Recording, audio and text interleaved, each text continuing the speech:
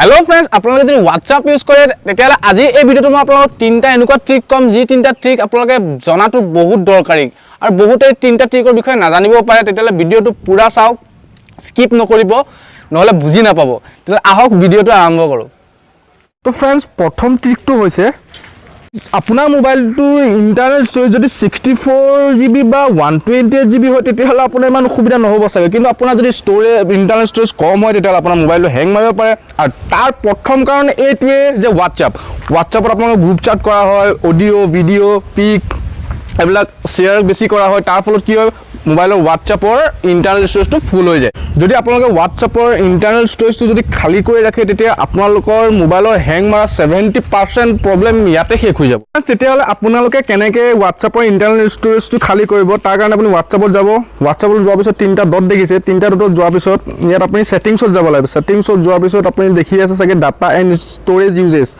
ইয়াত ক্লিক কৰাৰ পিছত আপুনি যাব ষ্টৰেজ ইউজেছত ষ্টৰেজ ইউজেছত যোৱাৰ পিছত আপুনি দেখিছে চাগে মোৰ কিমান MB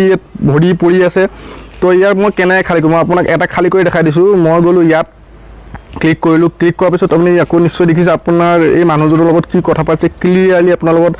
আপুনি ক্লিয়াৰলি দেখি আছে চাগে তো আপুনি এইখিনি কেনেকৈ ডিলিট কৰিব তাৰ কাৰণে আপুনি মেনেজ মেছেজত যাওক মেনেজ মেছেজত যোৱাৰ পিছত ইয়াত দেখা পাই আছে আপুনি ক্লিয়াৰ মেছেজ তো ক্লিয়াৰ মেছেজত ক্লিক কৰাৰ পিছত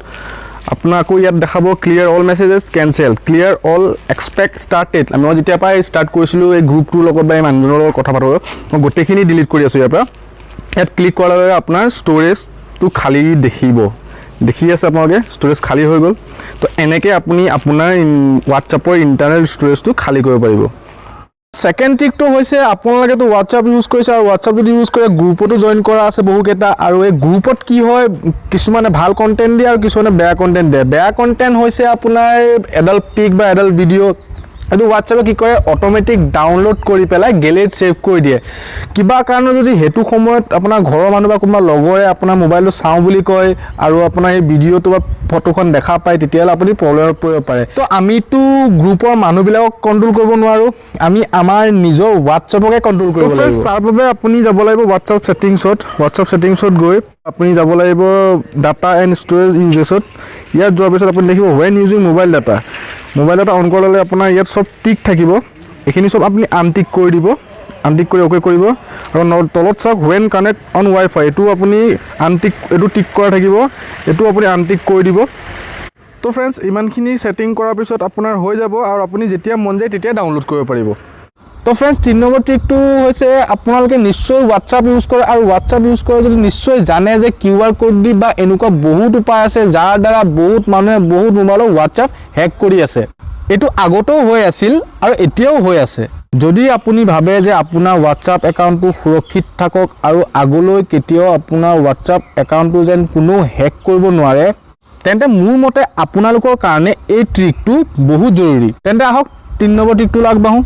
তো फ्रेंड्स ইয়াৰ কাৰণে আমি WhatsAppত যাম WhatsAppত যোৱাৰ পিছত সেটিংছত যাম সেটিংছত যোৱাৰ পিছত একাউণ্টত যোৱাৰ পিছত আমি যাম এটো দেখিছে 3 নম্বৰ টু ষ্টেপ ভেৰিফিকেশন যেটা যাম ইয়াত আপোনাৰ দেখাব এনেবল যেতিয়া ওকে কৰিম ডিজিটৰ আপুনি এটা পিন দিব লাগিব মই পিনটো টাইপ কৰি আছো 6 ডিজিটৰ আকৌ এটো কনফাৰ্ম কৰিব লাগিব আপুনি কনফাৰ্ম কৰিছ আপুনি ইয়াত ইমেল এটা দিব লাগিব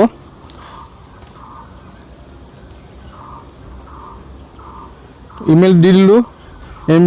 ইমেল কৰাৰ পিছত আকৌ আপুনি ইমেলটো আকৌ মাৰিব লাগিব কনফাৰ্ম কৰিবৰ কাৰণে